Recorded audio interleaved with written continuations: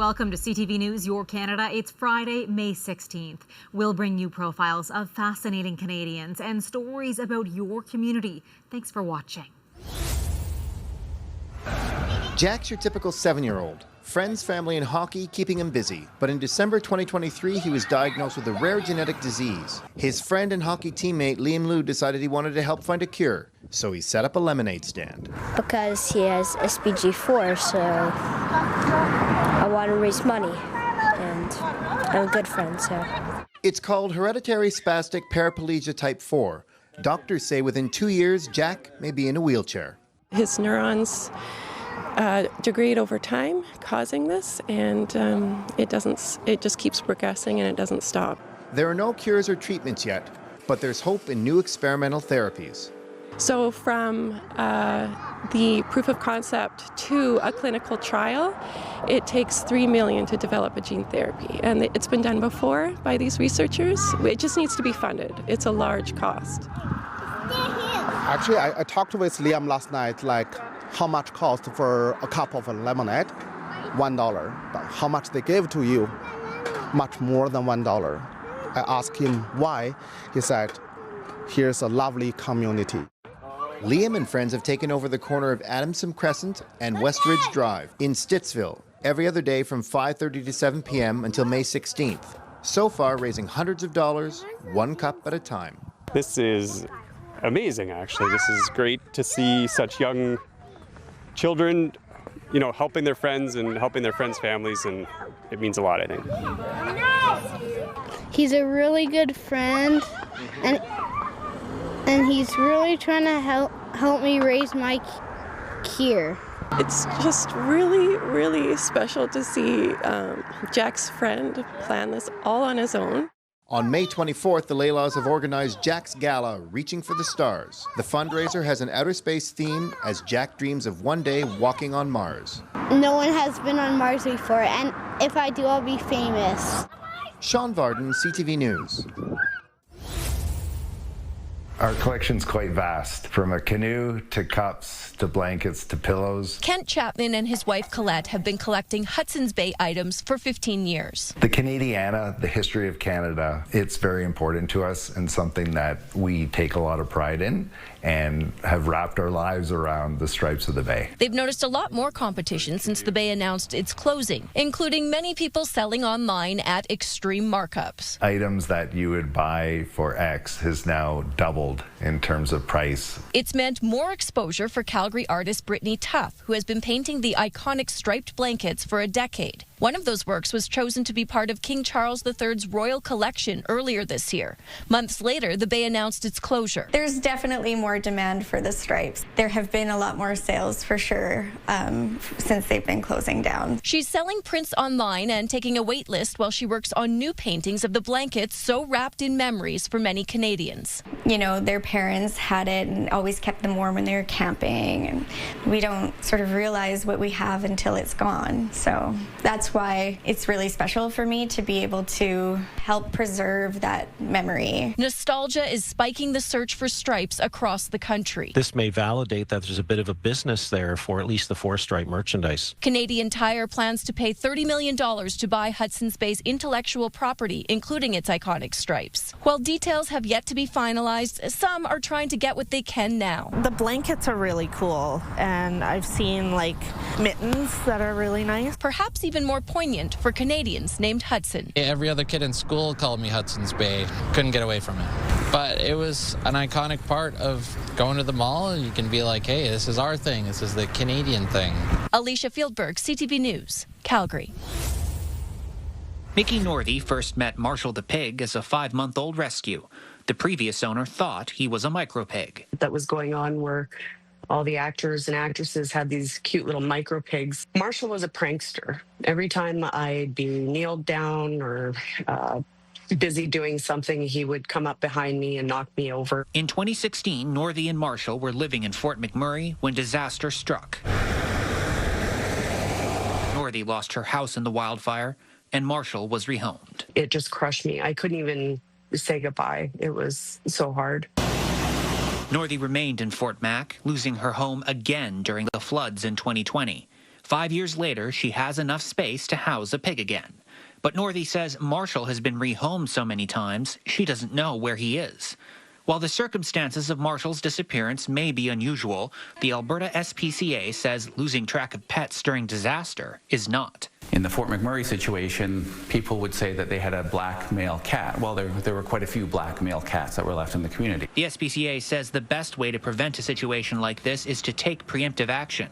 That includes preparing an emergency kit and making an emergency plan, keeping copies of medical records, as well as making sure animals are officially registered. Tattoos of microchips, collars with tags that have the pet's information on it, your contact information on it. If anybody is out there and can hear my plea, I just want my little buddy back. If you happen to see a hog who looks like this, there's at least one way to tell if you're dealing with the proper pig. Ketchup chips was his favorite. If you yell out, ketchup chips, he comes running. Northey says if Marshall has managed to find his forever home, she just wants to make sure he's living his best life.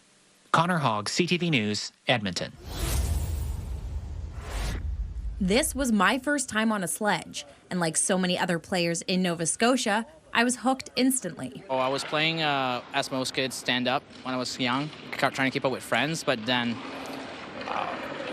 came to a point where my knees and my body couldn't hold up to it, so then I found this sport and been in love ever since. I went for like a regular appointment with my physio at the IWK, and they had a sign with like recreation therapy on it, and sledge hockey was there. My dad pointed to it and was like, hey, is that something Hadley could do? And she's like, oh, yeah, of course. And before I know it, that Sunday, we hopped on the ice, and it was my first time playing sledge. Hockey Nova Scotia wants to showcase that the sport is for everyone. The interest in Nova Scotia is growing by the day. The Diversity and Inclusion Task Force has committed to a 5-year strategy on building para-hockey in the province. And hosting the national championships in Bridgewater Thursday to Sunday gets the message out. It's just great publicity for the small town.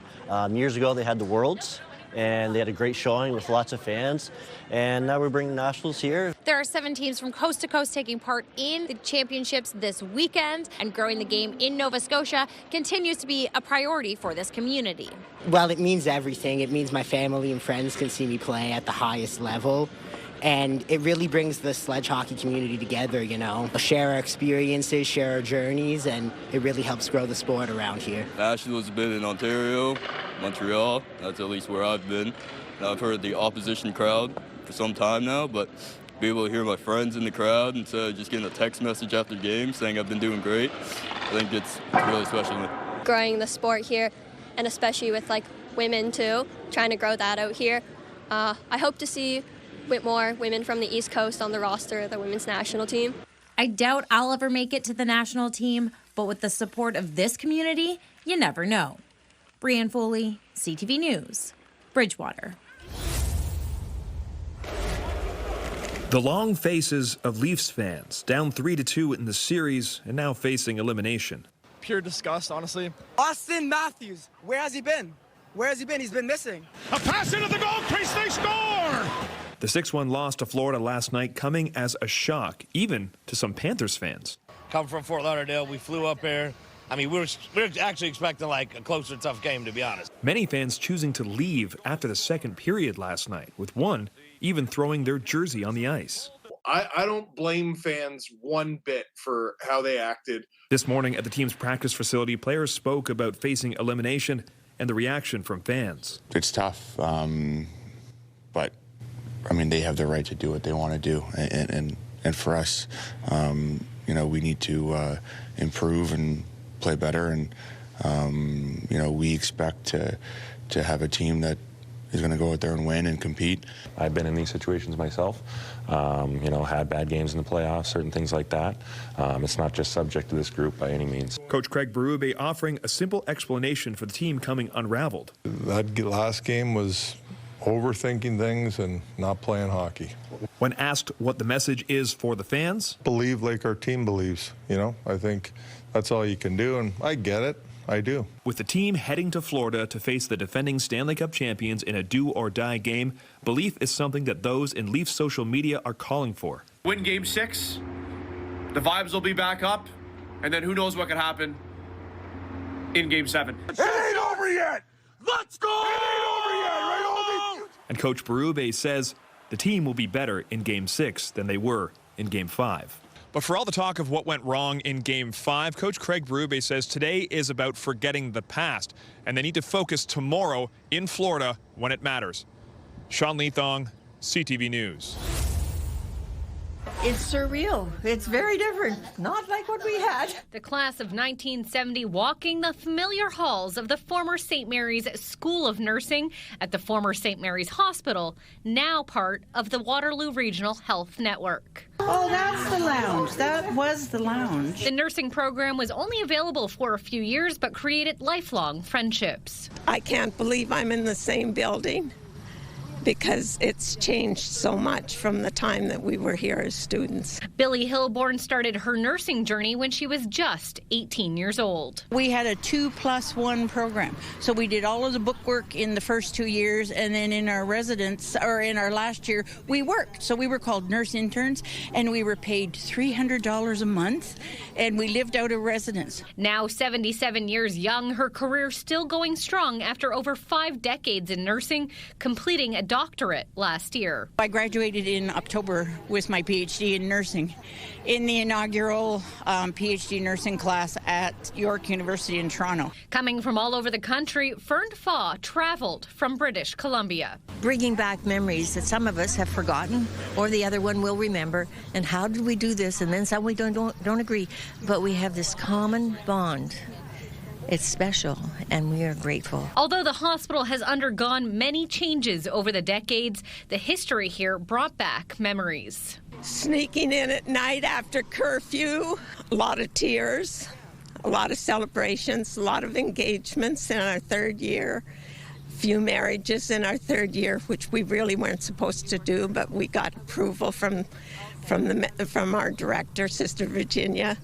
So there's a lot of things that will remain secret forever. This isn't the first reunion for many in the group who get together every 5 years or so, which means their next big reunion will take place in 2030 for their 60th anniversary.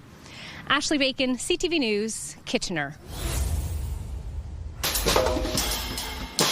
Steve's Music Store takes the try before you buy mantra to a whole new level, especially in this era of shopping online. People are going to come in, they're going to try the instrument, they're going to feel it, they're going to touch it, they're going to have the experience of putting in an amp and playing it as loud as they want. Steve's Music Store is a legendary store in Montreal. Musicians come here for the instruments and to exchange ideas. Leela Baum of The Damn Truth remembers her first visit to the original store on St. Antoine when she was just 4 years old. Finding my perfect first guitar, which was tiny, it was like a 3/4 guitar, and taking it home and being so happy, and that was my first experience with Steve's. Tom Schmurr says he's one of thousands of artists who renewed their love of music with each visit. Sheldon and Dave being so encouraging. Just keep doing what you're doing. Even when we were playing to 20 people at first, they were like, you guys got something, keep it up. And, you know, that kind of thing to hear from somebody like the manager at Steve's, the biggest music store in Montreal, I took that to heart. Everybody and anybody in Montreal music has been through Steve's. 60 years in the business, and 9 years ago the downtown location moved to St. Catherine Street, close to a few music venues. So if something breaks before showtime, Steve's got you covered, and the show will go on. Believe it or not, everyone who works at Steve's is a musician, except Steve. Steve, who started this company, was not a musician.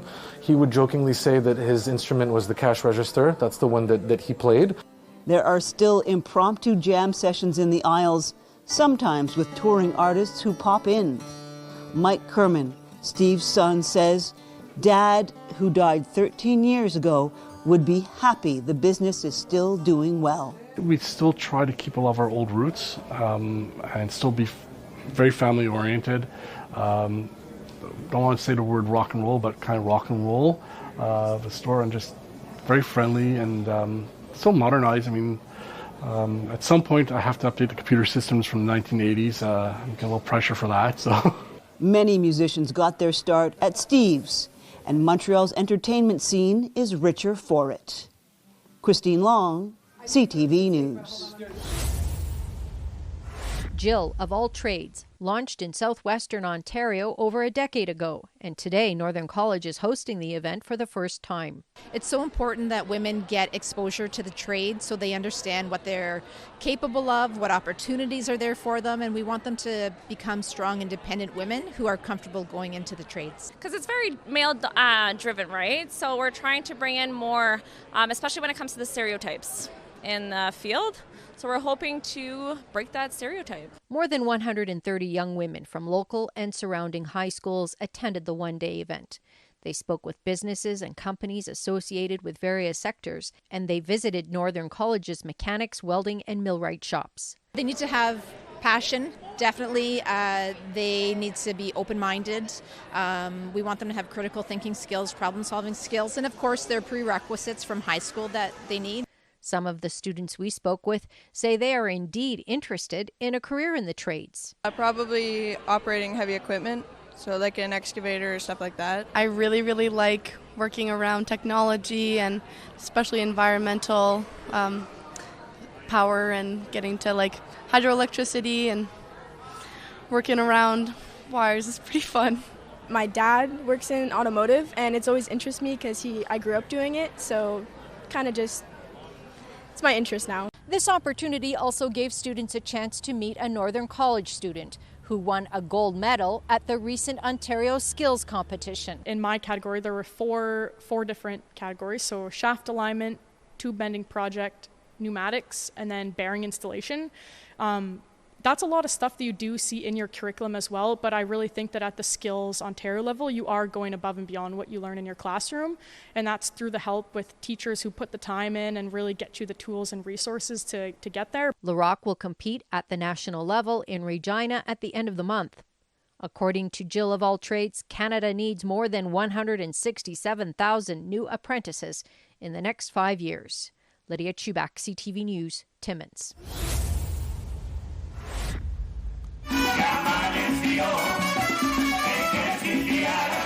Following a successful 30th anniversary event in 2024, Sunfest 2025 returns to London's Victoria Park July 3rd to 6th. As always, it will be packed with music, dancing, food, and drink. In its 31 years, Sunfest has grown from a small local event with 200 attendees to international acclaim. It's also a major economic driver for the city. We have done economic impact studies that shows that, 20-25% now of attendance coming to Sunfest are coming from outside of London and other parts of Canada and even all over parts of the world. And some of those visitors are, of course, the artists themselves. Sunfest was founded on international acts, and this year it will feature more than 20, including groups from Cuba and Africa. We have a great band from DR Congo called Fulu Miziki. They make all of their outfits, all of their instruments. They're known as an Afro-futuristic punk, eco-friendly collective. All in one. All in one. That's what they're known about. But the international sounds of Sunfest will be met equally by homegrown talent. This year, we are really seeing, a big focus, with Indigenous voices, especially from across Canada, international. We also have women-led voices.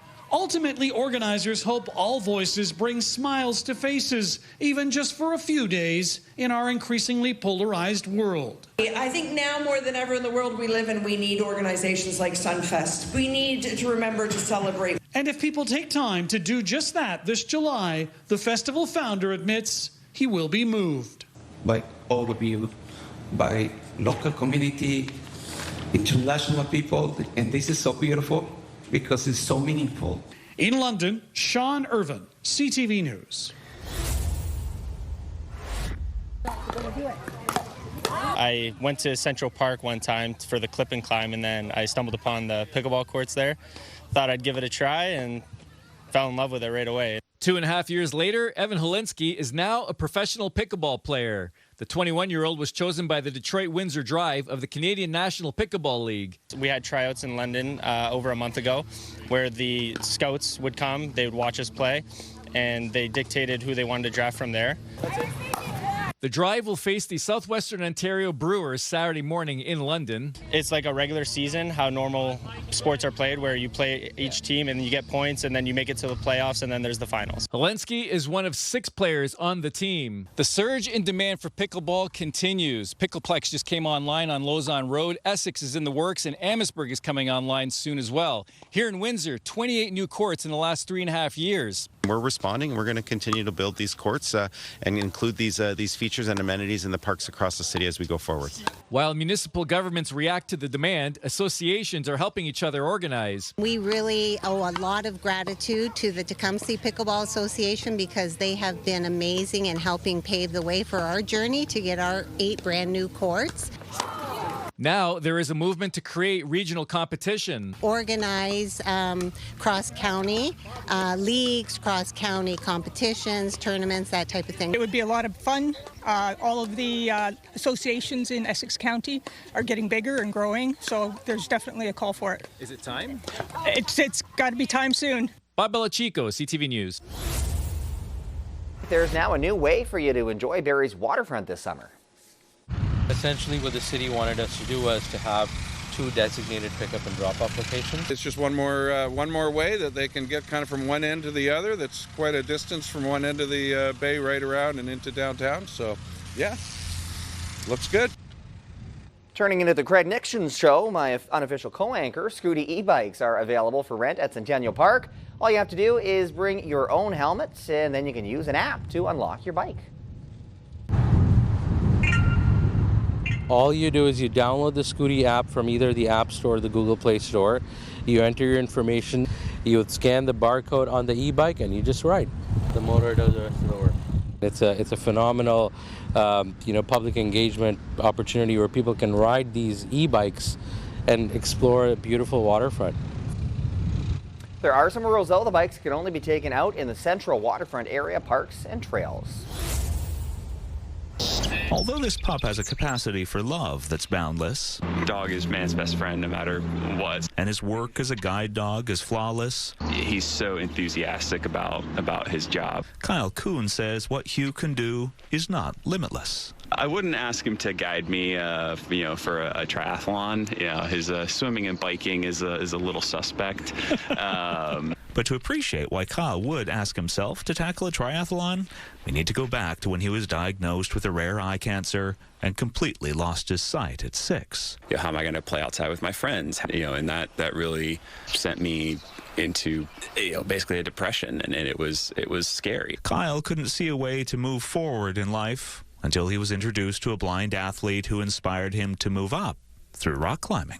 I fell in love with it very fast. And fueled by the sport's puzzle solving. It was putting together this puzzle of how do we get from the ground to the top. And although he grew up to summit multiple mountains, including Kilimanjaro, Kyle says he always responded to overcoming the mental and physical challenges of solving that puzzle the same way. It's like, oh, that was so amazing. It's so awesome. Where's the next one? What's the next challenge? Kyle started going down mountains on skis before challenging himself to do 3 sports in one race as a triathlete. If it involves adventure, I want to be a part of it. Well, seeing as guide dogs like Hugh couldn't compete, Kyle started training with human guides like Nico Lightbody, who could. He's just an inspirational person because he doesn't let anything stop him and has these really cool goals. And after setting the goals of running major marathons and completing Ironman triathlons, Kyle became a 2-time Paralympian and gold medal winning world champion. Just because I don't see the world in one sense doesn't mean I don't have a vision of what's possible. And what's possible for all of us, Kyle says, is to make the choice to push your limits and realize your dreams. And if you can share it with your friends, even better. Adam Swansky, CTV News, Saanich.